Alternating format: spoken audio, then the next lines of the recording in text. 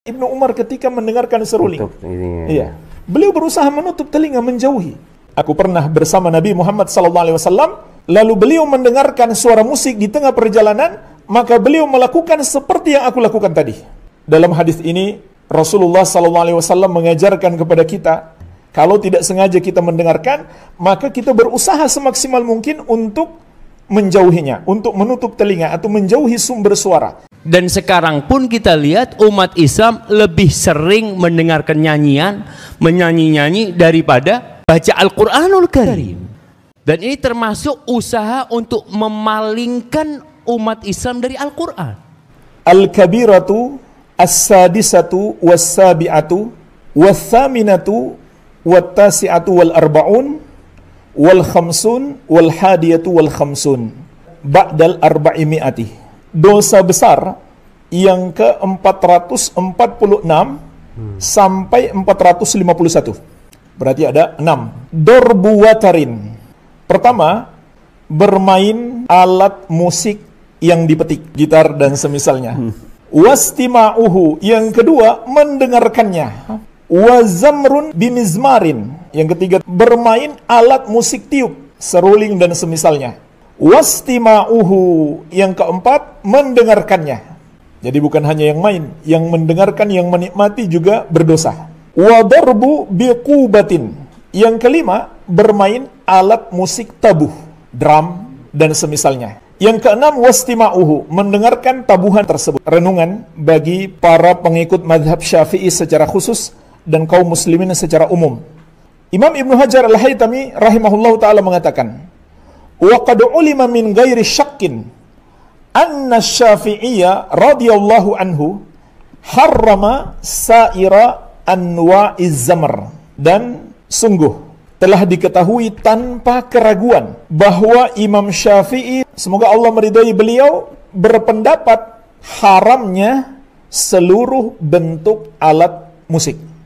Qala Ar-Rafi'i fil Aziz wan Nawawi fil Rawdah. Imam Ar-Rafi'i di dalam Al-Aziz dan An-Nawawi dalam Ar-Rawdah. Dua orang ulama besar di madhab Syafi'i. Al-Mizmar Al-Iraqi wa ma yudrabu bihi ma'al autar haramun bila khilafin. Seruling Irak dan alat musik yang ditabuh bersama dengan alat musik yang dipetik, gitar dan sejenisnya, haramun bila khilafin. Hukumnya haram tanpa ada perbedaan pendapat ulama. Ini menunjukkan kepada kita, ulama sepakat tidak ada perbedaan pendapat akan haramnya musik. Jadi nggak bisa kita mengatakan musik itu haram kalau dilakukan sambil berbuat maksiat. Karena musik itu sendiri sudah termasuk perbuatan maksiat. Faktor utama supaya istiqomah adalah menguatkan tauhid. Karena tauhid itu adalah sebab terbesar hamba mendapatkan pertolongan Allah. Ya, terutama seperti yang antum ceritakan tadi. Tatkala kita kembali terdengar musik tanpa kita sengaja, ya kan? Nah, saat-saat seperti ini kita betul-betul membutuhkan pertolongan Allah. Dan agar tauhid kita kuat bagaimana? Belajar, menuntut ilmu. Maka ilmu yang paling penting didalami setelah berhijrah adalah ilmu tentang tauhid. Yang kedua, banyak berdoa. Kemudian yang ketiga, mesti ada usaha. Ya, seperti yang kita jelaskan tadi, bagaimana Ibnu Umar ketika mendengarkan seruling. Iya. Beliau berusaha menutup telinga, menjauhi. Inna ibna Umar radhiyallahu ta'ala anhuma sami'a mizmaran. Sesungguhnya sahabat yang mulia Abdullah bin Umar radhiyallahu ta'ala anhuma pernah mendengarkan seruling ditiup. Maka beliau segera meletakkan dua jarinya ke dua telinganya. Wa na'a 'anit tariq, dan beliau menjauh dari jalan. Wa qala li, lalu beliau berkata kepadaku, yaitu kepada Nafi, ya Nafi, hal tasma'u syai'an, wahai Nafi, apakah engkau masih mendengarkan suara musik itu? Qultula, aku jawab tidak. Farafa'a usbu'aihi an udhunai, barulah beliau melepaskan dua jarinya dari dua telinganya. Wa qala, lalu beliau berkata, kuntu ma'an nabiyyi sallallahu alaihi wasallam fasana'a mithla dhalik. Aku pernah bersama Nabi Muhammad SAW, lalu beliau mendengarkan suara musik di tengah perjalanan, maka beliau melakukan seperti yang aku lakukan tadi. Dalam hadis ini, Rasulullah SAW mengajarkan kepada kita, kalau tidak sengaja kita mendengarkan, maka kita berusaha semaksimal mungkin untuk menjauhinya, untuk menutup telinga atau menjauhi sumber suara. Ini yang dilakukan oleh Rasulullah SAW dan para sahabat radhiyallahu taala anhum ajmain. Dan hadis ini juga menunjukkan bahwa alat musik sudah ada di masa Rasulullah. Jadi jangan kita coba-coba mendekati. Harus ada usaha untuk menjauhinya. Sampai ucapan musuh-musuh Islam, orang-orang Yahudi, ketika mereka tahun 65 itu mau menyerang Mesir, ya, mau mengambil Palestina pada waktu itu, apa kata mereka? Ka'sun wa ghaniyah, satu gelas minuman dan satu biduan.